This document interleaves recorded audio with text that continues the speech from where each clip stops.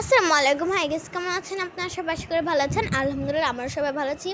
আজকে আমরা রান্না করেছিল টমেটো ভাজি আর বড় চিংড়ি ভুনা। সো চলুন দেখা যাক কীভাবে রান্না করে। সো প্রথমে টমেটো ভাজি করবে, তার জন্য একটি কড়াই সয়াবিন তেল, পেঁয়াজ, কাঁচামরিচ দিয়ে দেবে, তারপর কাঁচা টমেটো দিয়ে দিবে, তারপর এখানে আদা রসুন বাটা, হলদের গুঁড়া, মরিচের গুঁড়া আর লবণ দিয়ে দেবে। তারপর এটাকে সুন্দর করে মিক্সড করে নেবে যাতে এই উপকরণগুলো টমেটোর সাথে ভালো মতো লেগে যায়।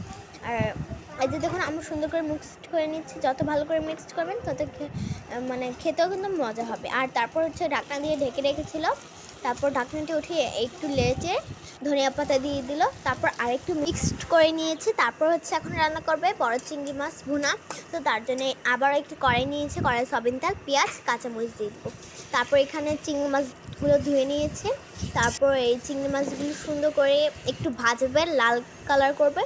তারপর এখানে আলু দিয়ে দিবে আর ময় মশলা আর আদা রসুন বাটা দিয়ে দিবে। তারপর এটাকে সুন্দর করে কষাবে। যত আপনারা কষাবেন তত খেতেই কিন্তু আরও মজা হবে। তারপর ঢাকনা দিয়ে ঢেকে রেখেছেন। তারপর সামান্য পরিমাণে পরিমাণ মতো পানি দিয়ে দিতে হবে। তারপর ঢাকনা দিয়ে ঢেকে রাখবে।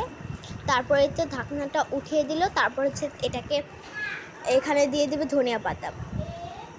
এই যে ধনিয়া পাতা দিয়ে দিয়েছে। তারপর আবারও একটু ভালো মতো মিক্স করে দিচ্ছে। সো গাইস, আমাদের চিংড়ি মাছ রান্না শেষ। আর চিংড়ি মাছ রান্না আপনাদের কাছে কীরকম লেগেছে? আশা করি ভালো লেগেছে। আর সবাই ভালো থাকবেন। সবাইকে টাটা। আমরা এখন পরিবেশন করব। বাই, আসসালামু আলাইকুম।